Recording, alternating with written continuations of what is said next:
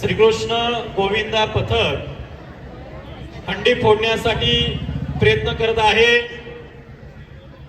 पैलवान सचिन भाऊ शेळके मित्र मंडळ आयोजित भव्य दहीहंडी उत्सव 2025 या वर्षी हंडी फोडणारा गोविंदा पथक कोणता हे थोड्याच वेळामध्ये या ठिकाणी कळणार आहे।